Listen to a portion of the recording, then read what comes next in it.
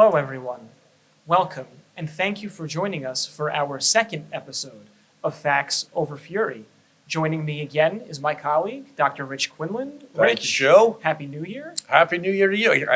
Can we still say that? We can still say that. All right. It's still January. I'll let you get away with it. Yes, Happy New Year, and thank you, as always, for having me, my friend. It's great to be here. It's great to see you again, and I'm really excited for today's discussion, and I'm really happy that you're here as both a professor and a student of history, because in this conversation, history matters, and the lack of familiarity with our collective history is the source of much fury among the American public. So today we're going to talk about another controversial and misunderstood topic in United States politics, federalism. Now, when Americans talk about the federal government, we often talk in extremes. It's too powerful or too weak. It's too distant. It's too slow. It's too intrusive. But rarely do we step back and ask a more fundamental question. How is power divided in the United States, and why? And the answer lies in federalism, the uniquely American system that divides authority between the national government, the federal government, and the 50 states that make up our union. It's a structure born out of compromise, out of fear of centralized power, and a belief that democracy works best when government is both strong enough to act and close enough to listen. Federalism isn't just a constitutional concept that's tucked away in textbooks. It influences policy decisions on education, healthcare, policing, voting, taxes, and even how we've responded to national crises like World War I, World War II, the September 11th terrorist attacks, and most recently, the COVID-19 pandemic. And today, as political polarization grows and trust in our public institutions erodes, federalism sits at the center of some of our most heated debates. The question isn't whether federalism is still relevant. It's whether we understand it well enough to argue about it honestly. So, Rich, let's start off the discussion with a very basic question. What is federalism? Well, let's get into that. And I think I have one more adjective, too, to add, because you had that whole list of complaints that people have about the federal government. And Right. we hear this all the time. It's too big. Right? It's just too big. It's this monstrous entity. And it actually is a little bit difficult to explain exactly what the federal government and what federalism is. But quite simply, it is that sort of division of power and rights and responsibilities between the federal government and the governments of the states. Because certainly there are things that only our federal government can control. The idea of declaring war, for example. New Jersey cannot declare war on another nation. Only the United States federal government can. Interstate trade is regulated by the federal government. Again, not thrilling, but very important, because certainly think about what states could do in terms of levying taxes upon each other in terms of trade. So you have to have the federal government there to maintain some level of control and fairness. And it certainly goes and touches upon a number of different aspects of our lives, but it's a lot like the way we have that idea of the three branches of government and the division of power. The states have some specific responsibilities, the federal government has some, and then there are moments where those two things do bleed. Most Americans will tell you, certainly, taxation is one of them. We are in a state, Joe, as we well know, where we pay both federal and state income tax. Yes, we do. And it is the source of much fury among the residents of our state. That we can devote an entire podcast to that discussion. So that's fascinating. So we have this concept that some often mention, which is that of separate sovereigns. Each entity, the federal government and the state governments, are sovereign in their own way. Federal government has distinct responsibilities, and the federal government has a legislative branch, right, an executive branch, a judicial branch, as do the states. So when it comes to the relationship between the federal government and the state governments, I always like to go back to the origin of the word federal.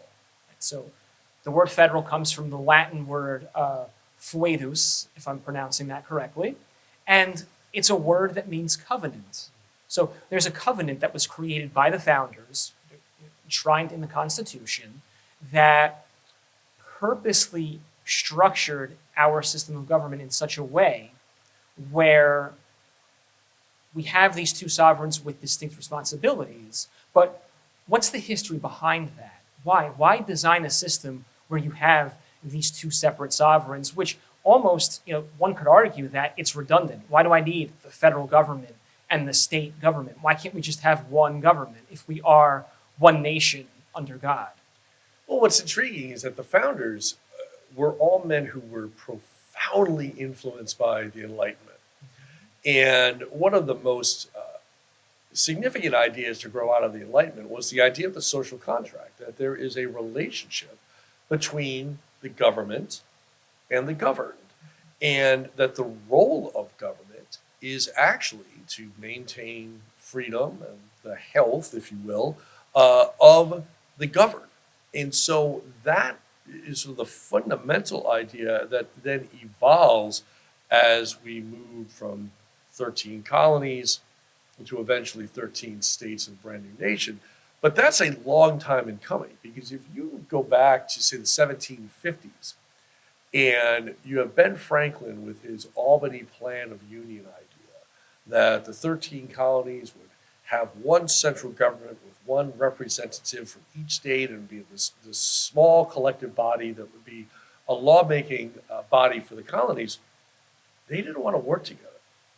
Now, people from Delaware or Rhode Island were afraid that the big boys in New York and Virginia, Pennsylvania, Massachusetts, they'd all run the show. And there was that belief among different colonial leaders of, well, don't tell me what to do. I'm going to run my colony my way. But as the nation evolved and the complexity of governing this new nation became quite apparent, it was obvious that you had to have a balance between the federal and state governments. You could not have a massive entity in the federal government that could easily, if falling into the wrong hands, travel down the path of tyranny. And you also didn't want the states to have all the power because, of course, and this is all part of human nature that those founders understood so well, the individual states are out for themselves. and it can be difficult to try to convince states to say, well, why don't you, and we found this out with the Articles of Confederation, that did not have the ability to collect taxes. They had to actually ask the states.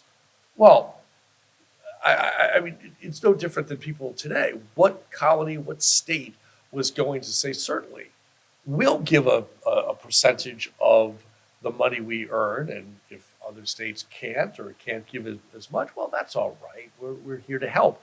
Unfortunately, that's just not the way governments function or the real world functions. So that's why you had to have this very clear power structure. Right, and it's great that you brought up the Articles of Confederation, because a lot of folks don't realize that the current Constitution was not our first governing document.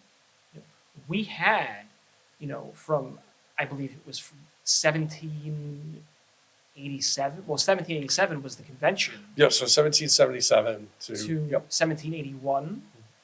We had the No, the Articles were in power for almost 10 years. For almost 10 years. Yeah. Okay, wow. Yeah. And they had some pretty glaring weaknesses. And when the Constitution was being written, of course, the initial idea was just to make a few adjustments to the Articles. Right. But as the conversations went on, it became increasingly clear that there are more faults than strengths here. So let's burn it down and start all over again. Right. I mean, if memory serves me correctly, the Articles, there was no president. There was no executive. No. It was just going to be one body with representatives from each of the colonies, one representative from each of the colonies. And so there's no Supreme Court. There's No judiciary. no judiciary. There's no mandatory taxation. There's no executive branch. And again, people who criticize it have to try to keep in mind that the overriding fear of leadership at that time was we can't have a king. We can't create something that's going to resemble what it is we resent about England.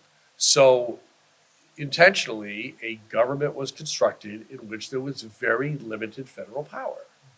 But when you began to deal with events such as Shays' Rebellion and these sort of uprisings and these skirmishes, you had to have a more formal, a strengthened governmental body to say we're not going to allow the country to tear itself apart. And you had to have a centralized body capable of running an economy of that scale. I think one of the flaws with the Articles was the Articles did not permit the national government to coin money. Mm-hmm. And you had all of these Revolutionary War debts that had to be paid, which I believe was one of the driving factors behind Shays' Rebellion. It was. And as someone from Rhode Island, I can tell you that in the years following the Revolutionary War, Rhode Island became nicknamed Rogues Island for all of the counterfeit money that was created to try to pay off war debts. Yeah, Rhodey has had a very, very long and colorful reputation, but that contributed to it, because how do you have all these different forms of currency? I mean, how is a dollar different in New Jersey than it is in Connecticut, than it is in South Carolina? It's no way to run an efficient economy. And those are all issues that affect each of the states the exact same way. If I don't get paid and I'm in New Jersey, I can't eat. Right. If someone who's living in Rhode Island or Massachusetts, same thing. So I think the founders, George Washington, James Madison, came to the conclusion that a strong central government was necessary, but that didn't omit the fears that they had of government tyranny. Maybe we create a system where that is not a monarchy, right? So we've abolished this concept of having a king. There's no American crown, but why can't an elected official, let's say a president, what's to stop a president from being a dictator or behaving like a king, or seizing power and using it for corrupt reasons, whether it's a dictatorship or an oligarchy, let's say. So when the Constitutional Convention was convened, there still was this pushback from the anti-federalist camp, saying we cannot have a strong central government. We're suspicious of large standing armies. It is just, we're going to go down the road to trouble if we agree to this. So folks like Madison, what did they do to help convince the states, look, this Constitution that we're drafting is something that is going to serve two purposes. It's going to allow us to efficiently run the country while preserving individual liberty. It's fascinating you bring up Madison, and I know you have your copy of the Federalist Papers, and Madison so brilliantly addressed human nature. And it is intriguing about the tyranny question, because, again, referencing my beloved home state, Rhode Island did not send representatives to the Constitutional Convention because they believe you can call it president, you can call this anything you want. It's going to become a king. They were convinced that there's no way that you can give power to a single person, even if it's controlled power, without having it eventually devolve into some kind of tyranny.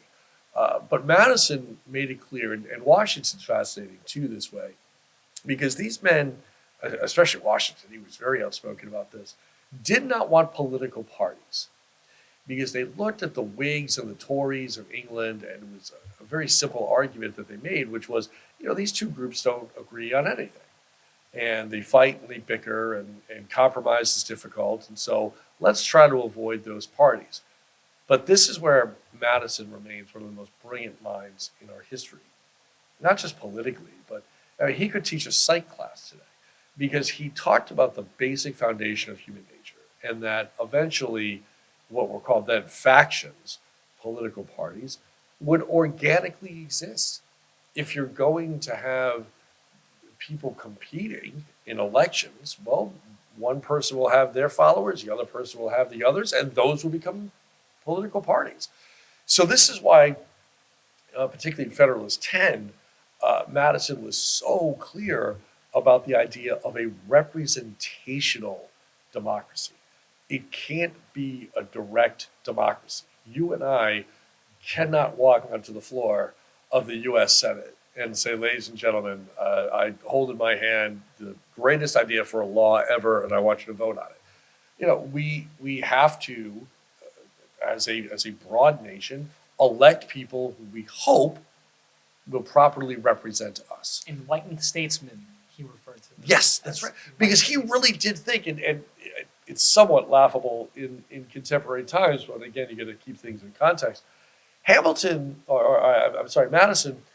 really believed that the best and brightest would be drawn to politics. They would give a few years of their lives, and then you would go back to your farm.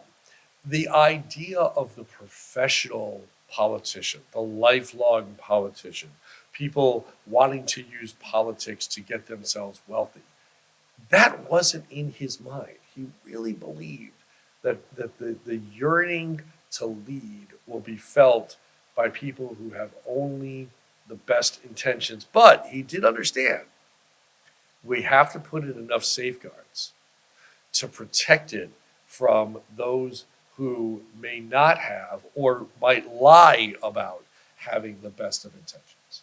He did say, enlightened statesmen will not always be at the helm. So that is a fascinating analysis of human behavior on Madison's part.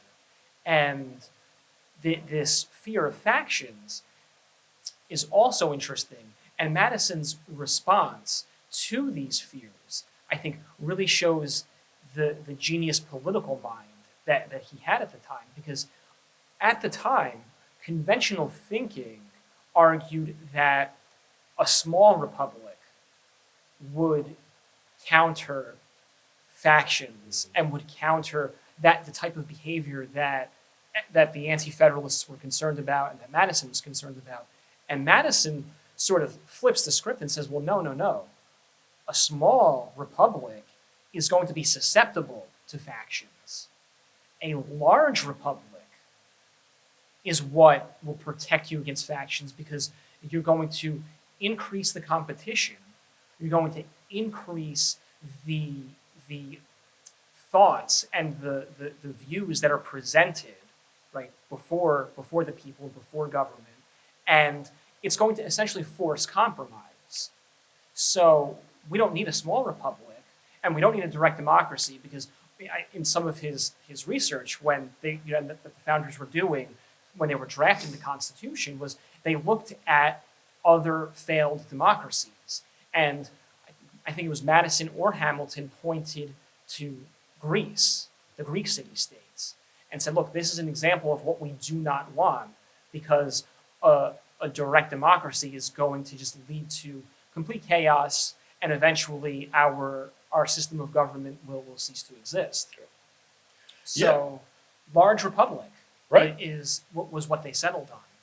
Yeah, Madison talked about enlarging and refining public views by having this larger republic. And so it was about expanding the number of voices that can be heard within government, because at that time, obviously, that is completely contrary to the idea of a monarchy, but these guys also, growing out of the Enlightenment, understood the old adage that absolute power corrupts absolutely.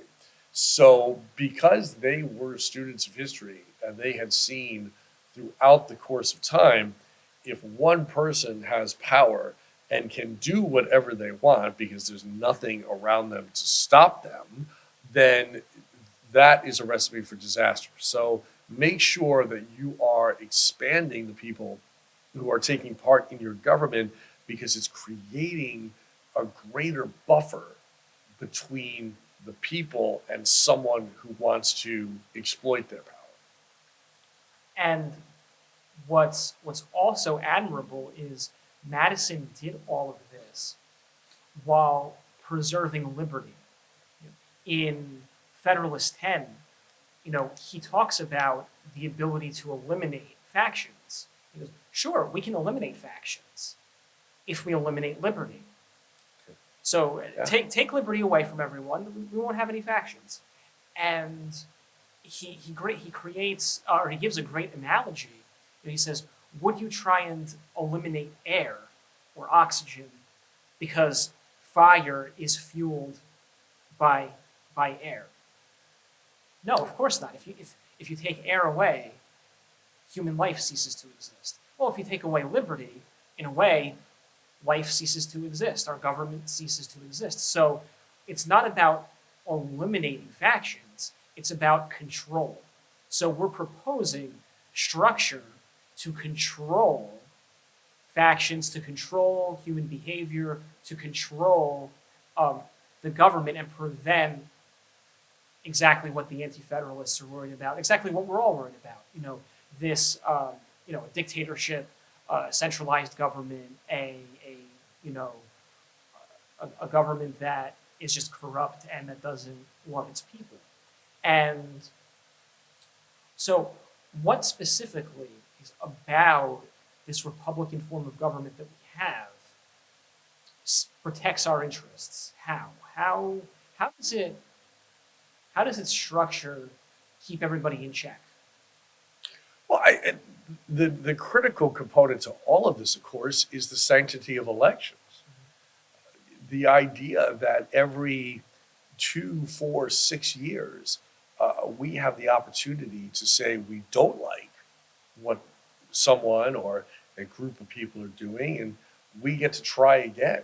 It's this idea that you can begin to consistently sort of recreate your own government and model it in the manner that the majority wants. And this is where democracy gets messy. And this is where I think as a society we need to sort of re-engage in civics, which is your side is not always going to win. And you've got the right to protest, you've got the right to speak up, you've got the right to criticize, but most importantly is you've got to get out and vote. And that idea of having that kind of freedom, which again, as we know in this country, has it evolved slowly in terms of the individuals who had the ability to go out and vote. But voting is much more. I always talk about this in our classes. It's much more than just putting a slip of paper in a ballot box. It was a sign of equality. It was a sign of racial equality. In the 1870s, with the 15th Amendment, that a black man's vote would count the same as a white man's vote. By 1920, that a woman's vote counted the same as a man's vote, even though in most states, women had separate ballot boxes than men when they first started voting. So you can, yes, there was actually a women's ballot box. They would be in separate lines. They did not have mixed gender voting lines. So you can only imagine the kind of corruption that could happen when you get all of the women's ballots together. But the idea being, you still have that opportunity to exercise your voice.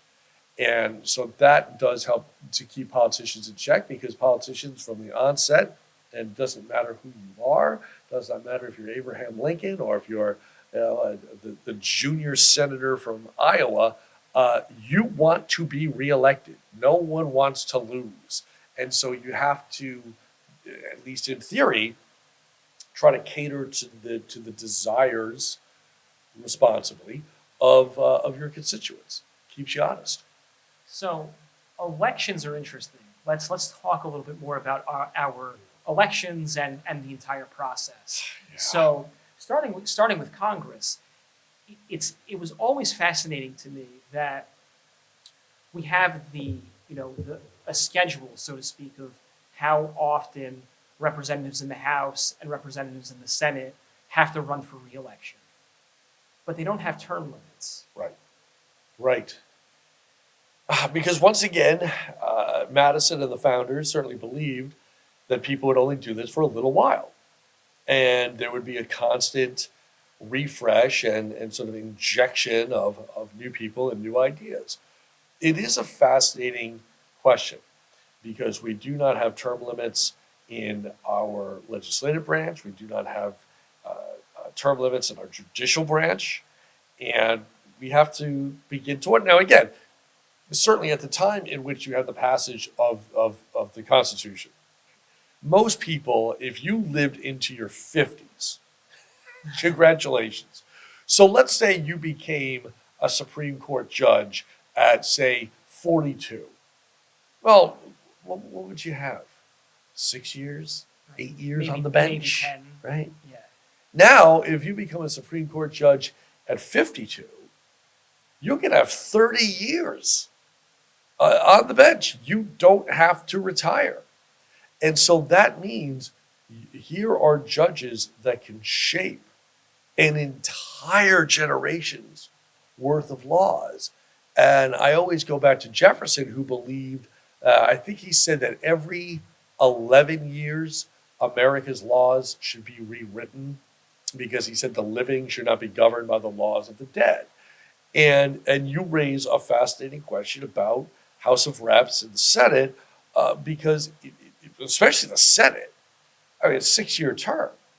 If you win 3 elections, you're in office for almost 2 decades. Think about theoretically what you can do, good and bad, with 18 years of potential voting.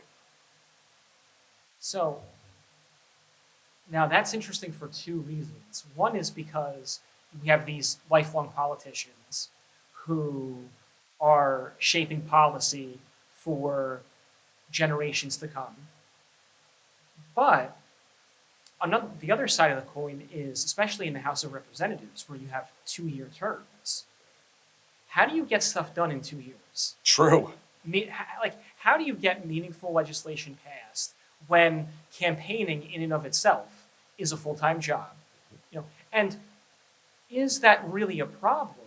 Because remember, going back to Madison and the whole structure that he proposed for government and the safeguards that are inherent with republicanism, he wanted to slow government down.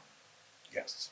Yes. The founders wanted government process to be slow, which is in stark contrast today to what public opinion of government and its appropriate function should be. We've all heard that phrase, moving at the pace of government, and it's not a compliment. Right. But is there merit to saying, okay, you have 2 years in the House and you have to seek re-election every 2 years?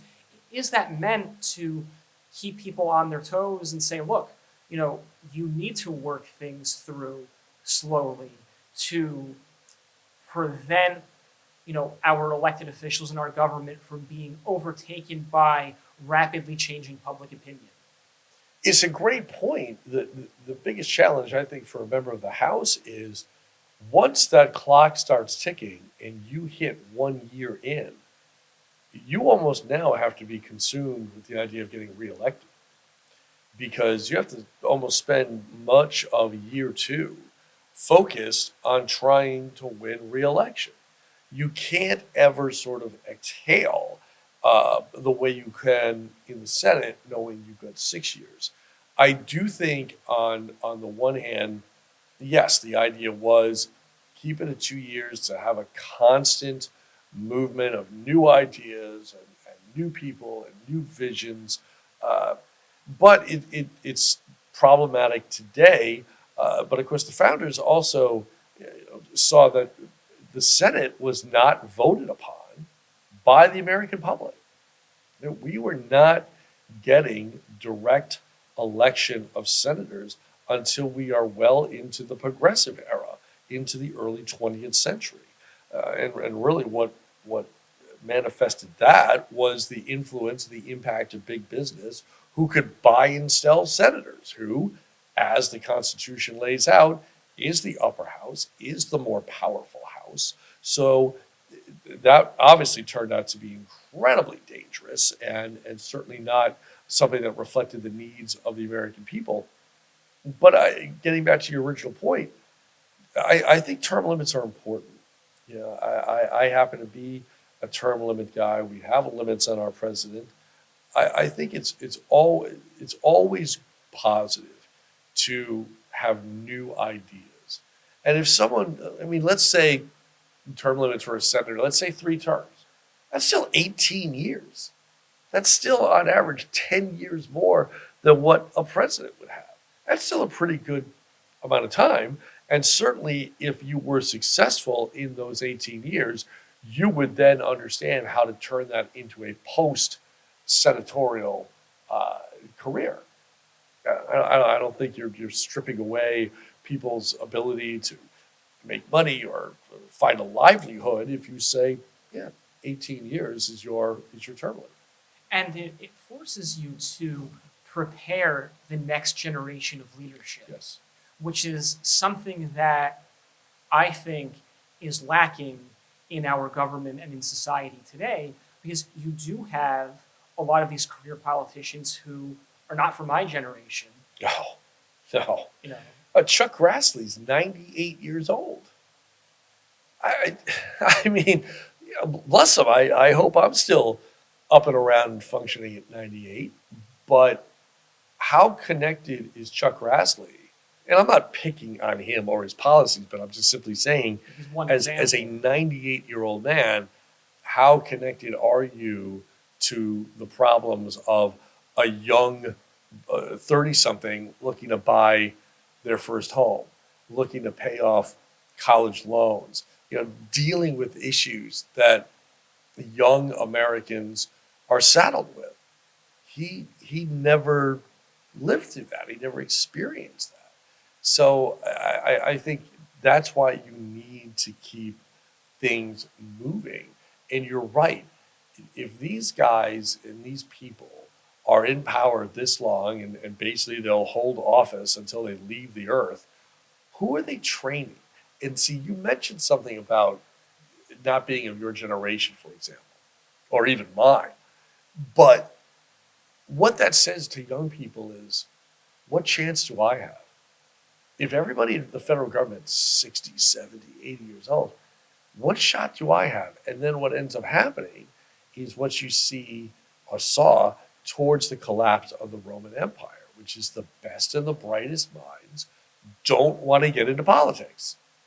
And then the pool of people from whom you are selecting may not have the best of intentions because they may not fully understand the gravity of what it means to be a public servant.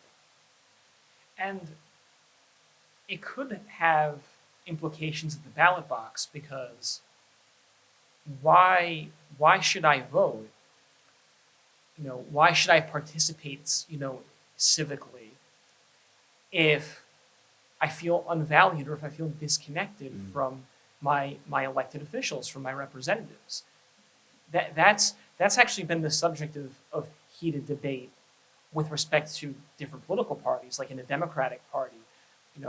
There's been a lot of discussion about how connected they really are to their constituents, and did they lose a core voting bloc after the results of the 2024 election?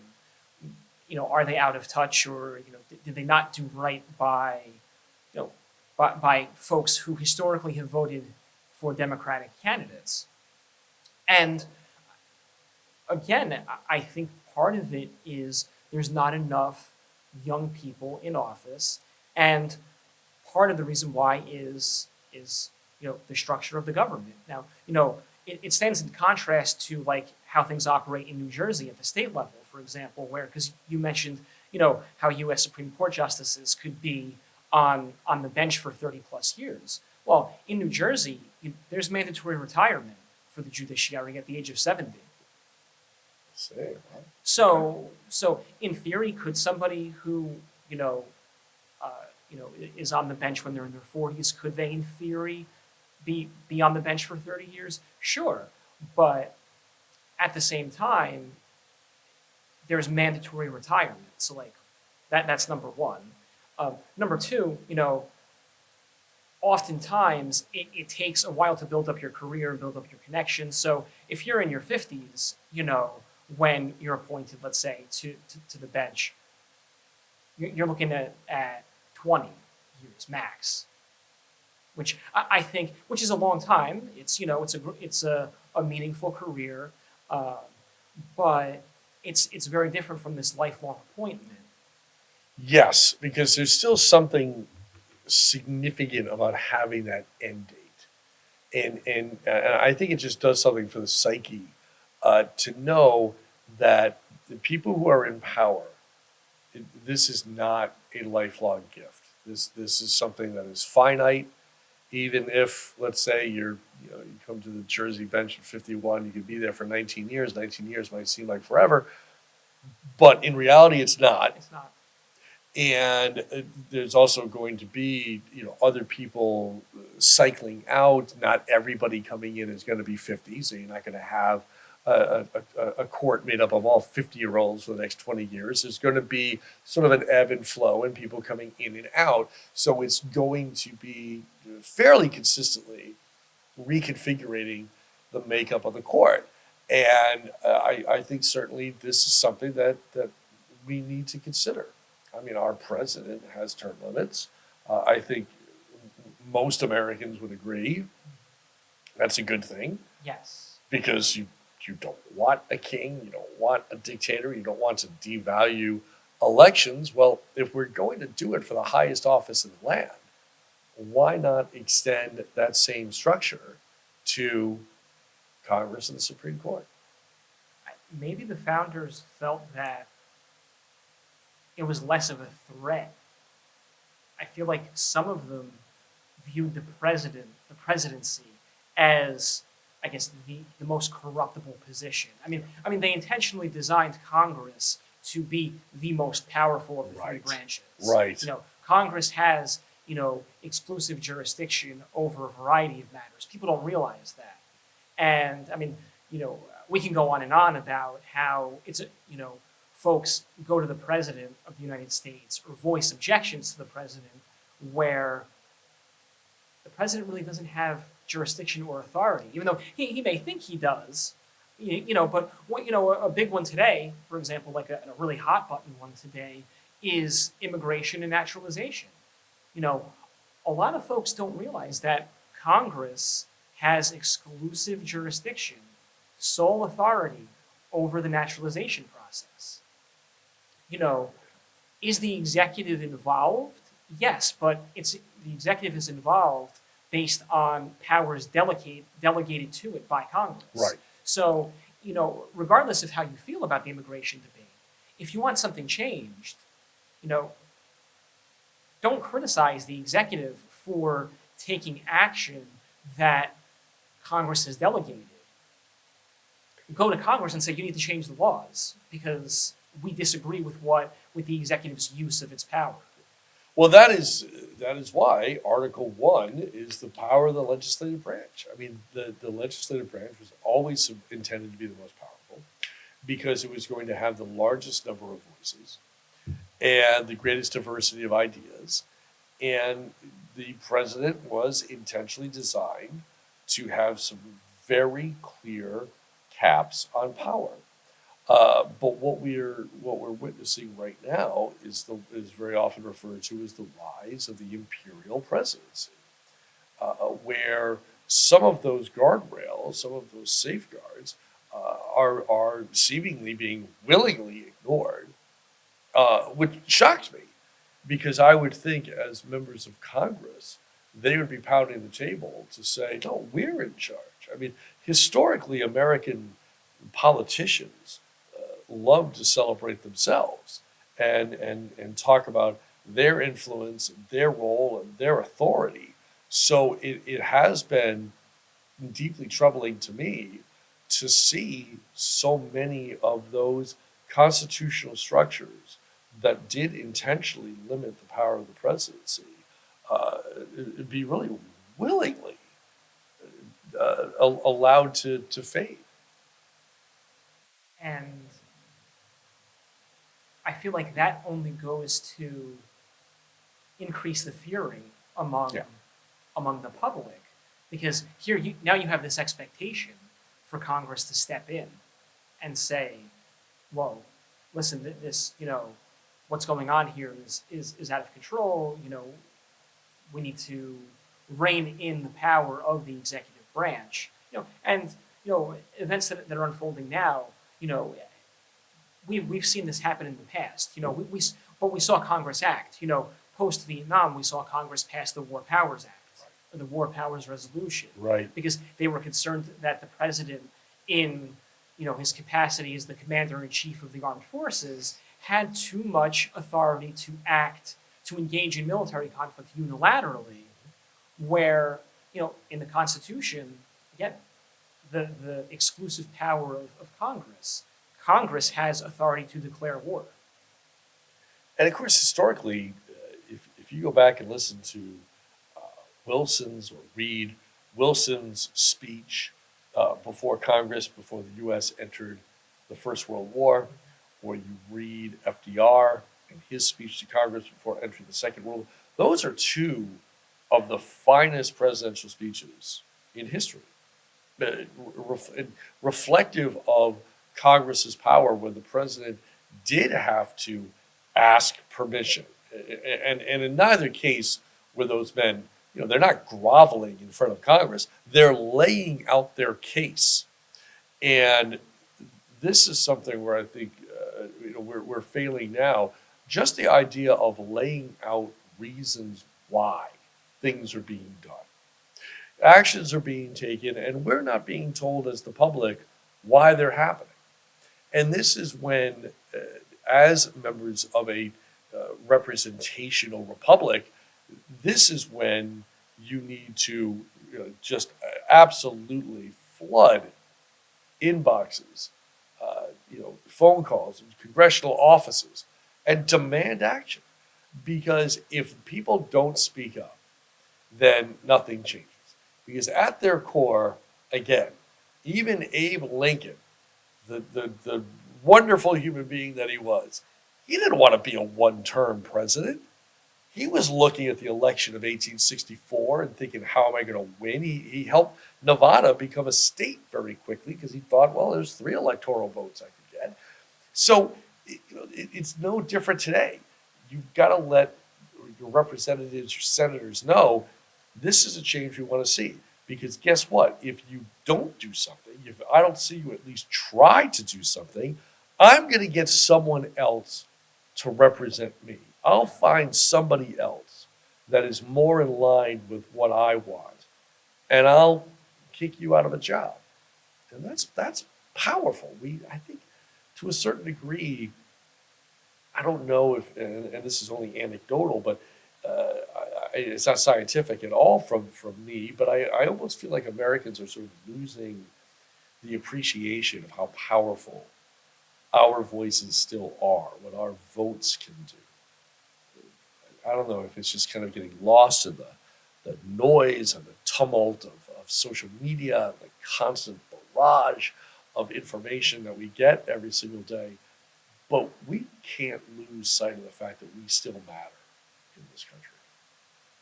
Agreed. And I think social media really plays a part in, well, both in enraging the public, but in pitting the public against one another. And that's where things get lost.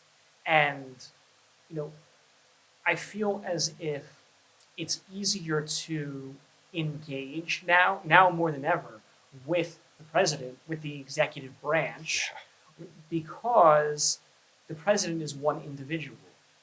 Whereas I feel like Congress, it's harder to engage and be heard. I mean, a lot of folks may not even know who their congressional representative is. Right. Number one, Right. you know, and number two, you know, it's easier to go after the person who's in the national spotlight all of the time, I think. And, you know, there's a fixation with the presidency in this country. And I have this discussion with students all the time because people know who the president is. People vote in the presidential election. Like you'll see, you know, you'll look at voter turnout. Presidential elections, or as we call it, an election year, voter turnout always better than in off years. Mm-hmm. People don't know who their local elected officials are at the state level.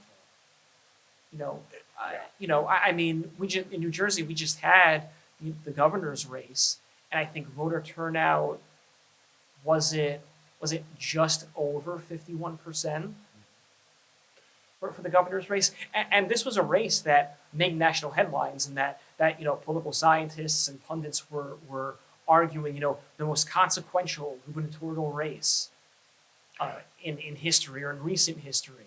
Because it was like a almost like a standalone game, It's like when Monday Night Football is on and the whole country's focused just on that game.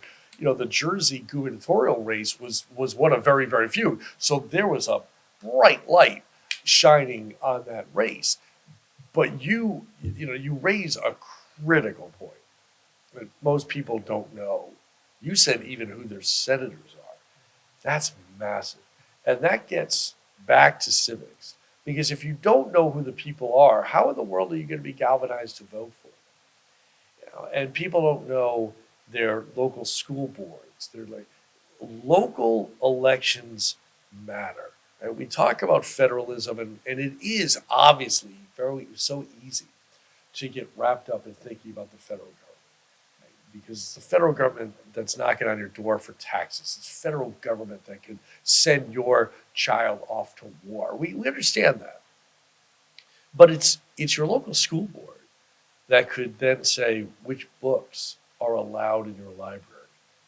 What are your children seeing or not seeing at school? These are the kinds of decisions that impact more people on a more personal level, on a daily basis. That old adage that all politics is local is true, but it's really true when you think about people who choose to not participate in off-year local elections. And then they look up and they say, well, why is my public library closing down? Why is my school, my child's school using textbooks from 1976? Well, it's because you didn't vote, right? You didn't vote on the budget. You didn't vote on the school board members. You didn't vote. And so then you can't, like the old adage is, if you don't vote, don't complain, right? That's really true. But if you don't know who's representing you, you're just not going to fully understand the value of voting. And it's easier to, like you said, sit at home. I'm going to get in a fight with a bot on X or Meta or TikTok, what have you. Right. And that's how I'll spend my day. That's not being civically engaged. I'm sorry. I mean, I'm not the old guy shouting at clouds. I don't hate technology. But if you're going to sit there for an hour and go back and forth on X, you're not changing anything. What are you accomplishing? Yeah. Right?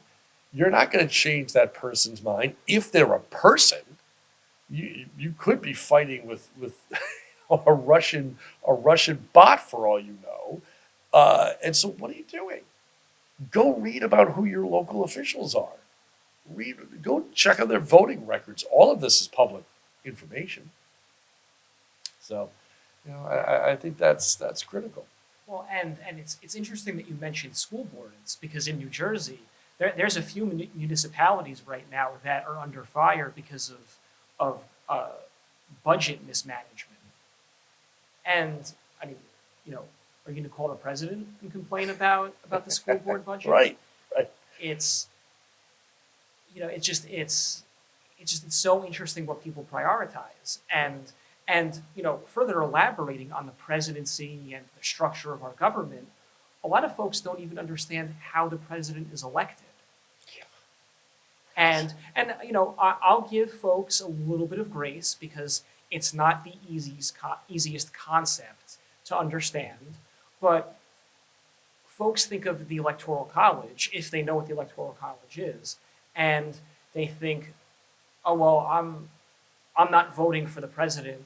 I'm just I'm telling other people what to do, and my vote is meaningless, and I don't matter. Like I as the individual do not matter.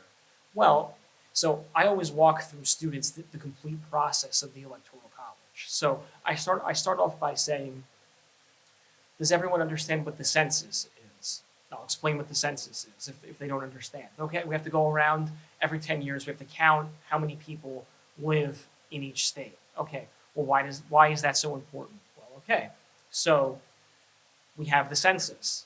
The census determines how many congressional districts every single state gets, right? It's apportioned. This is in the Constitution. It's apportioned. It's based on population, your congressional representation in the House of Representatives. Okay, so in New Jersey, we have 12 congressional districts. Okay? Why does that number matter? You get a bunch of blank faces. Well, okay, so there's 12 congressional districts. How many U.S. senators do you have? We have 2. Oh, why do we have 2? Every state has 2. It says that in the Constitution. The Senate represents the state's interests in its entirety, and the House represents the individuals, the people. Okay, 12 districts, 2 senators, 12 plus 2 is 14. Why is that number important? Nobody can answer. New Jersey has 14 electoral votes. You matter. Yeah. Yeah. You matter. Just because it's not a direct election doesn't mean that you are insignificant. And a lot of folks don't realize it too, and I don't even think the founders envisioned this is a problem. 48 out of the 50 states are winner-take-all states when it comes to winning electoral votes. Right. Then you have Maine and you have Nebraska. You always see like those little slivers of electoral votes that are assigned to the other candidate, usually the one that's losing. Yep. So you have a winner-take-all state. So yeah, I mean, you have to get out and vote because, the candidate that has the plurality of votes is going to get 14 electoral votes. Is going to get all of the electoral votes in the state. So you matter, and your vote matters. But going back to what you said about civics, we don't teach that, and people don't understand that concept. They look at it. They look at the census as something annoying. Oh, I got one of these things in the mail. Now some guy has to come and ask me questions. I have to deal with the Census Bureau. The census is really important. It's incredibly important, and people treat it like jury duty, and jury duty is incredibly important. I mean, all of these things that may be in some ways at times an inconvenience are vitally important to the prolonged running of a functioning democratic society. And yes, the census is vital. Understanding why your vote matters is critical, and you just broke it down beautifully. And maybe for a future episode, we can debate the necessity of the Electoral College. It's good and bad aspects because it's there for a reason, and it's a fascinating argument. But it doesn't change the fact that if you stay home on election day, then you are not being a neutral agent. You are actually harming democracy by not getting out there to vote. So here's another controversial question. Do we live in a republic or do we live in a democracy? Well, that's just it. I mean, Madison saw us as a functioning, as a republic. He wanted to see us as a broad republic. For example, for exactly the reasons why you mentioned earlier, that they're too small of a democracy in terms of how to address that inevitable rise of factions, political parties, different groups. We live in a republic. And as such, it is our Republican duties, with a small r, not a party r, to do all we can to continue to uphold the values of a republic, which is participation in government.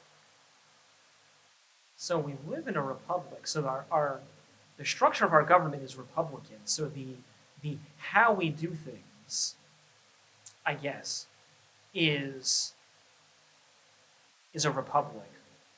But how does government, or I guess the better question is, how do we elect our officials? And that's through democracy. Right. So there's So there's elements of democracy Mhm. infused in this federal system. And then, as an aside, when it comes to state and local politics, we're a democracy 100%. Sure. Folks also forget that, safeguards like the Electoral College exist for one specific type of election. There is no Electoral College in the governor's race. But being part of that of a larger democratic republic right. allowed for a greater division of power, and certainly when you read through the Federalist Papers, that was the motivating concern of the Federalist Papers. How are you going to possibly create a government that will not satisfy everyone, because you're never going to satisfy everyone, but create a government in which people can look at it and say, there's enough built in where if we are not being governed by angels, the devils won't have complete control. And it gives states the mechanism to challenge federal authority. Right. I think that, we have a list of 10 myths about federalism, Yeah. which we won't have time to discuss during this episode. I think, Rich, we're going to have a part 2 to this Sure. this discussion. Absolutely. But one of the myths is that federalism means states' rights exclusively.